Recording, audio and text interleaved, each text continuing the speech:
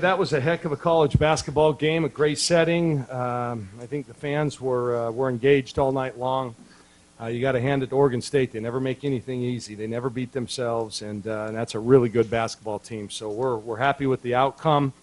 I'm looking forward to watching the tape because I think there's some things that we can do a little bit better and tighten some things up defensively. But in the end, that was a really good win, and that puts us 3 games up now on everybody in the conference, and that's a nice position to be in. Kelly, that pick and roll that they run, the peer makeup on top, that's tough to defend. Was there a subtle change that you made in defending that? Yeah, we went to a bunch of different things. We wanted to trap from time to time. And they were ready for that, and that didn't go as well. And then we hedged a little bit, and thought we did a good job of that in the first half, especially on Slocum. She didn't do a whole lot in the first half. And then once she got going, we started to just kind of switch them. So we were switching every position. So I think when you play a good team like that, you got to mix it up.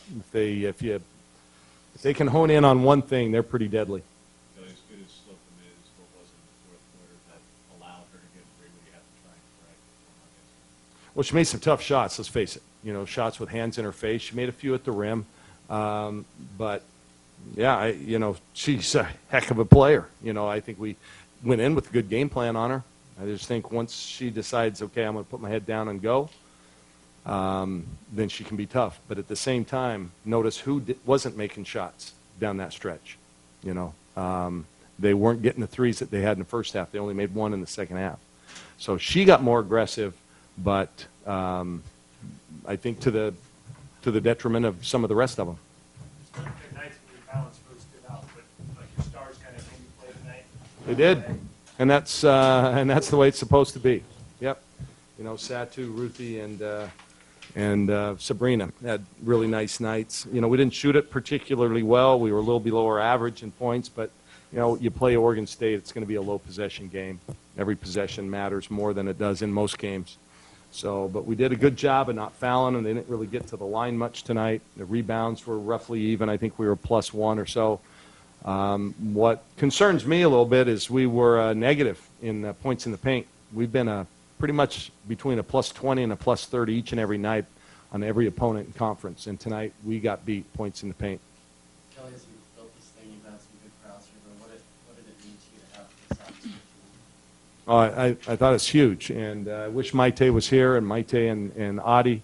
Their season opener, or home opener, their freshman year, we had less than 1,000. I think you were the one that documented that, 950 people in the stands that first night. And to see what's happening now, I think it's incredible. And the people here were here to see a basketball game. We didn't give any tickets away. We didn't have any promotion where you buy a cup of coffee and you get a ticket. These people wanted to be here, and that's pretty cool. 12,300, whatever, something like that. And I think that's pretty cool, and that's a tribute to these two and their teammates.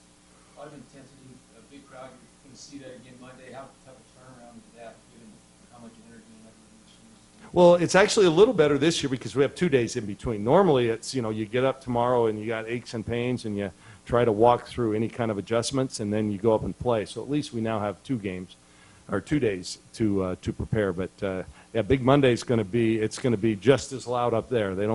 I don't think they have as many people in the arena, but it'll be just as loud. A lot blacker and oranger. What was it like playing in that kind of environment? I'm sure you had a lot of energy to feed off, but did it cause any communication issues for you too? What can you sum it up?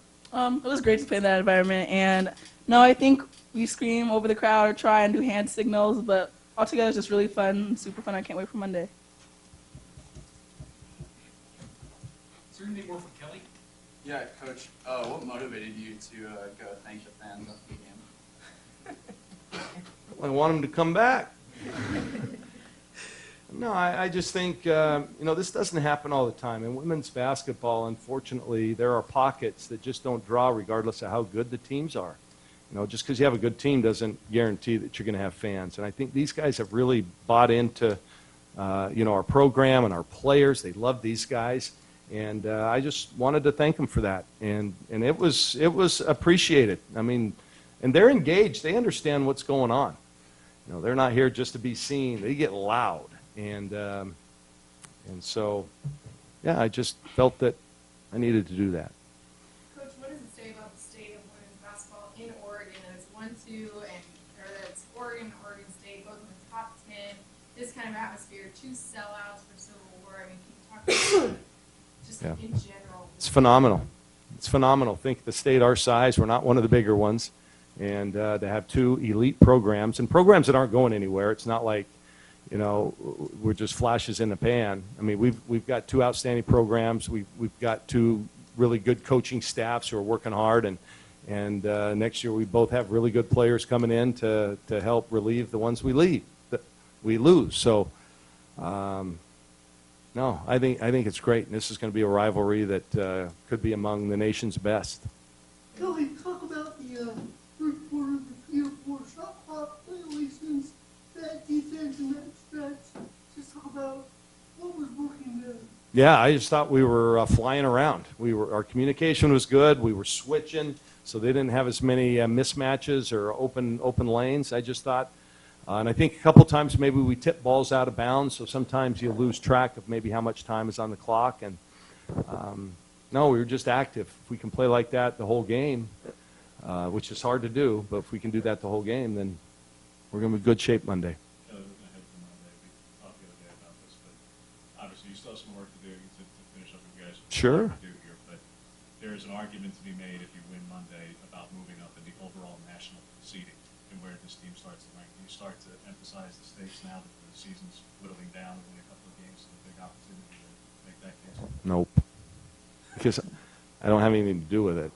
You know, it's out of my hands. So I'm not going to lobby. I think those that know.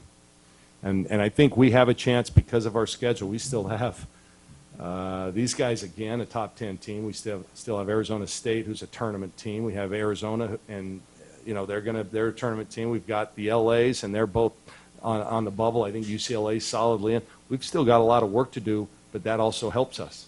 So we can play a lot of really good teams, and that's gonna help. You know, and other teams maybe ahead of us, they're not playing that kind of schedule down the stretch. And then we're going to see 1 or 2 of them again in the tournament. Well, that sounds really fun, doesn't it? Leave it to the real stars, these 2.